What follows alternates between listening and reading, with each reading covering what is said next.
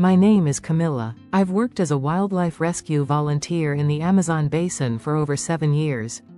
It's not glamorous. It's not what people imagine when they think of animal rescue. No dramatic chases or movie-style heroics.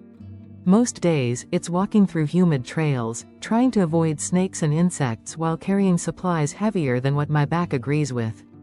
But on some rare days, something happens that reminds you why you're out there.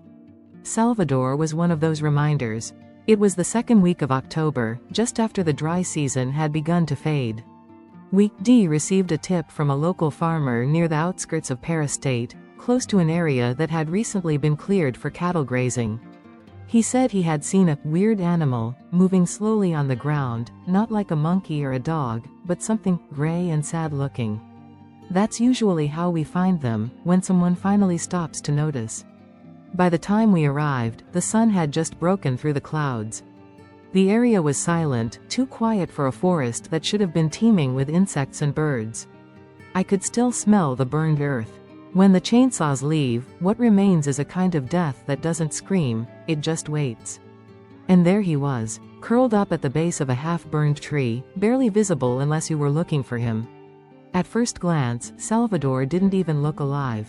He was covered in ash and mud, his limbs tangled unnaturally, with tufts of moss clinging to his fur like memories of a home that was no longer there. But as I knelt beside him, I saw the faintest flicker of movement, his long, curved claw twitching just enough to betray the life still inside him. He was a brown-throated three-toed sloth, Bradypus variegatus, one of the most common sloths in South America.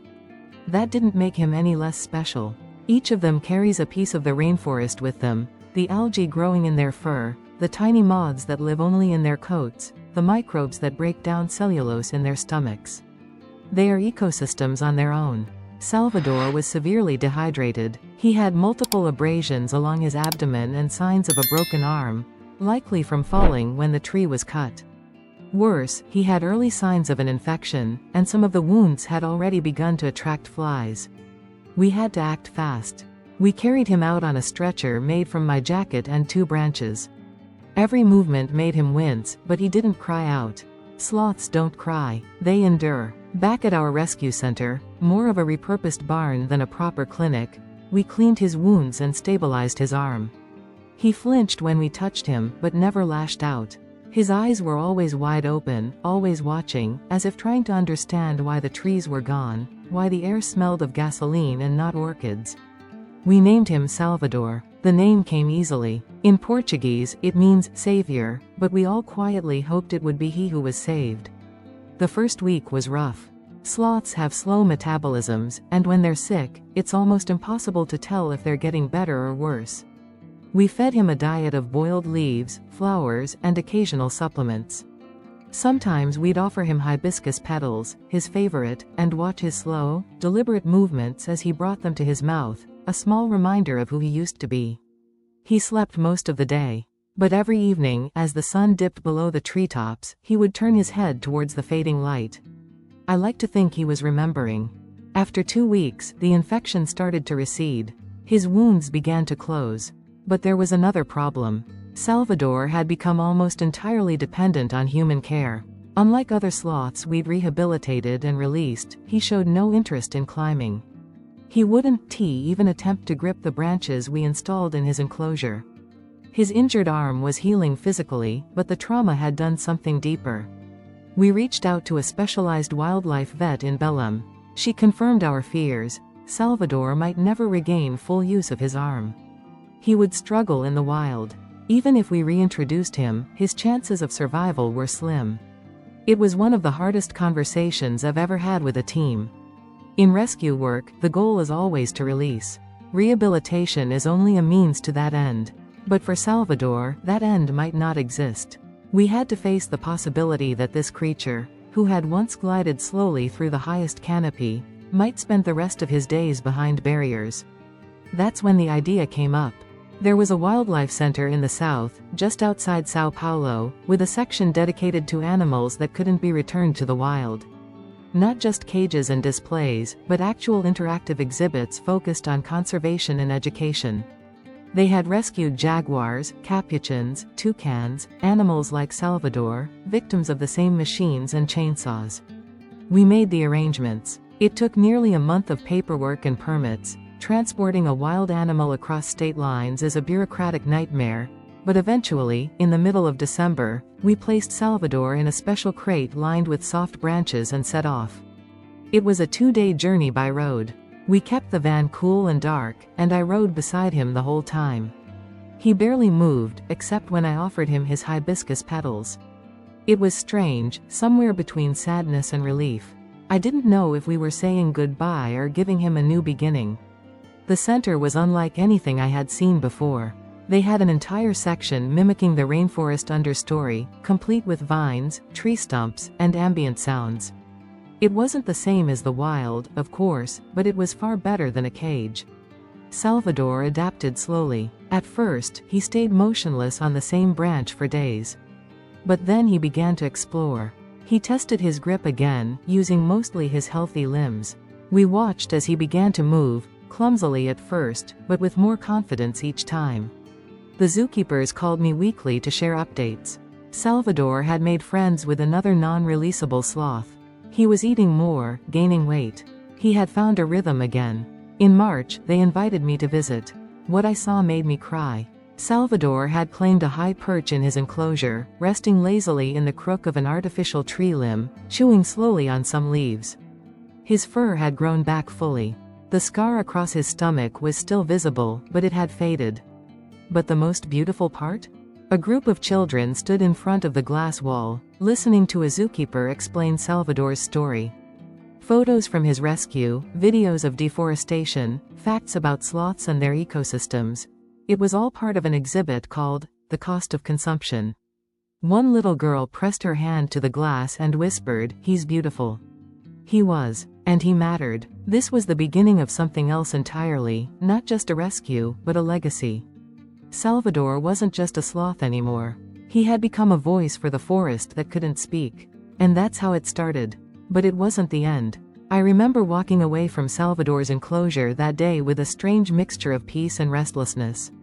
Seeing him like that, perched, alert, adapting, should have felt like closure. But it wasn't. It was something else. It felt like the beginning of a responsibility. Back at the rescue center in Para, we continued our usual work, responding to calls, patching up wounded macaws, tranquilizing panicked anteaters trapped in chicken coops, retrieving orphaned monkeys left behind by palm oil expansion. But in every animal we treated, I started to see some piece of Salvador. His story stayed with me. And not just me. The team at the Sao Paulo Wildlife Center kept in touch. Salvador was doing better than expected. His coordination had improved, even though his right arm still had limitations. He had learned how to maneuver around his artificial habitat with an efficiency that surprised the zookeepers. One of them, Renata, sent me a video of him slowly reaching for a hibiscus flower hung from a bamboo stick. He took more than a minute to grasp it, but when he did, he pulled it in gently and chewed like it was a treasure. But what stood out most was the response from the public. They had created an entire educational campaign around Salvador. Posters with his story were translated into 3 languages. Interactive displays explained the link between illegal logging, habitat destruction, and animal displacement. School groups visited weekly, and some of the kids even sent drawings to the zoo. One of them depicted Salvador as a kind of superhero, hanging from a tree with a cape made of leaves. Renata told me something one day over a long call that's never left me. You know, when we talk to the children, they remember Salvador. But more importantly, they start asking questions about where their food comes from. What's in their shampoo? What trees had to fall for their paper? He's not just a sloth. He's a conversation starter. That idea became a turning point for me. For most of my life, my work had been focused on the individual, this bird, that monkey, that wounded sloth. But Salvador's story had begun to ripple outward in ways I hadn't imagined. What if we could replicate that? What if Salvador's journey could help prevent other animals from needing rescue at all? So, I began documenting everything. I went back to the field notes from the day we found him. I compiled photos, scans of medical records, his diet logs, everything. I started giving short talks to volunteer groups and new staff. Then to schools in the region.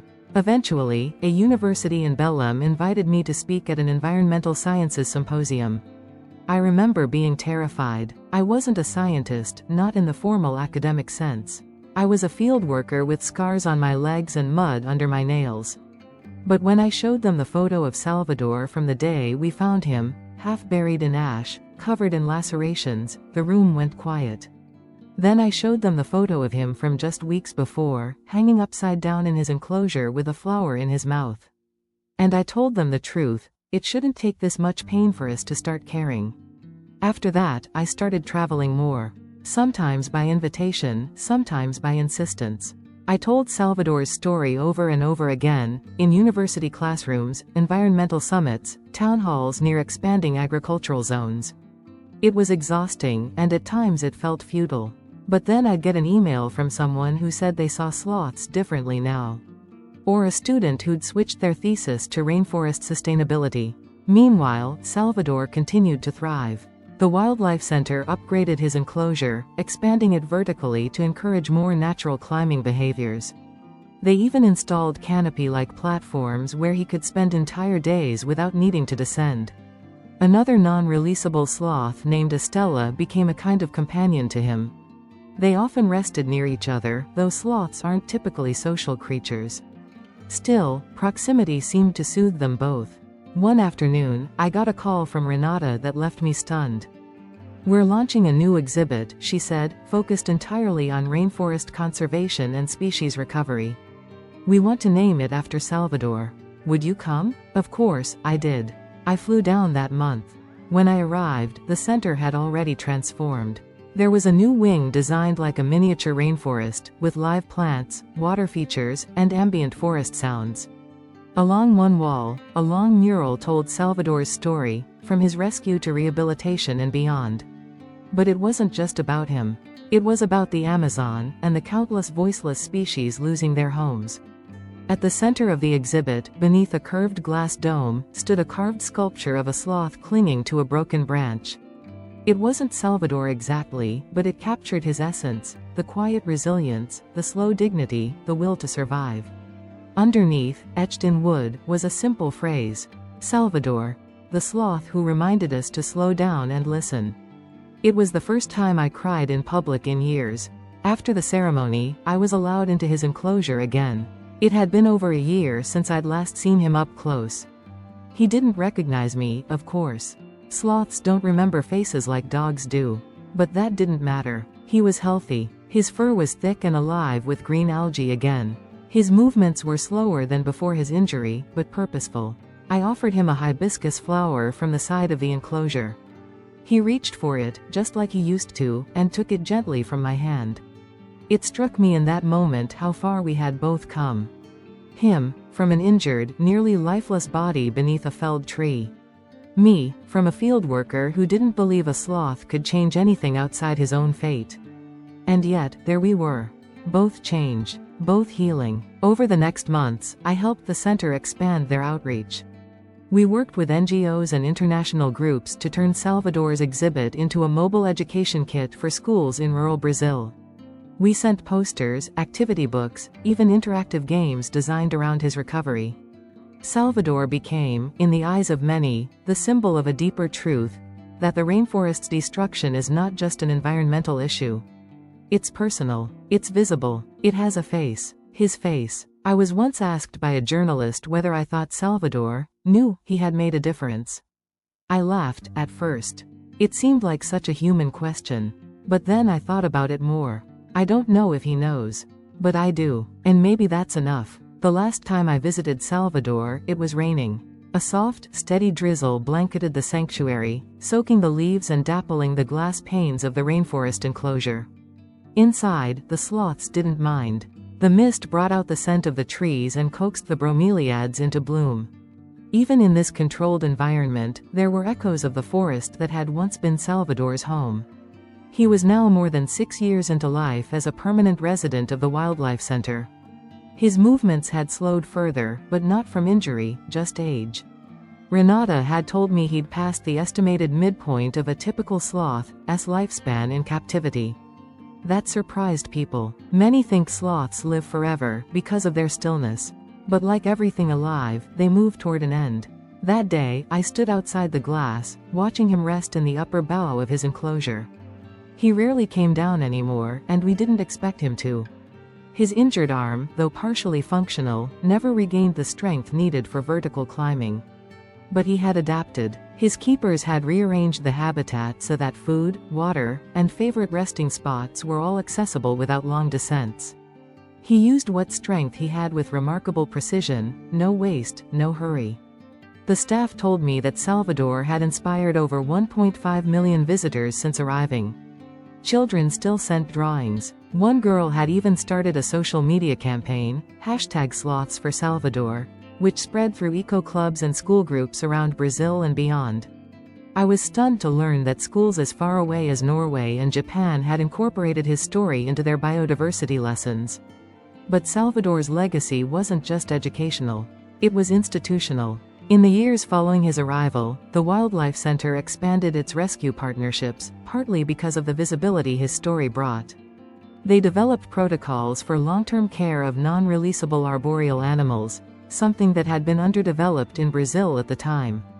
And they began lobbying with other NGOs for tighter enforcement of anti-deforestation regulations in key sloth habitats. You might ask, what difference does one sloth really make? But I saw it in the grant proposals that now cited Salvador's recovery as a case study, in the vet school curriculum that included him in rehabilitation modules, in the Brazilian Environment Ministry's use of his story during their Semana da Biodiversidade campaign, in the shift, small but real, in how some communities near deforestation zones thought about the forest. Salvador had moved from the leaves to the language. In one of my later talks, I spoke to a group of law students. I told them, no one's asking you to save the rainforest. But if you become a policymaker, maybe you'll remember a sloth named Salvador who survived the cost of inaction. Because this was always more than a rescue. Salvador represented what's lost every time a tree falls unseen. His trauma wasn't unique. Sloths are injured and killed by the hundreds every year due to logging, fires, and expansion.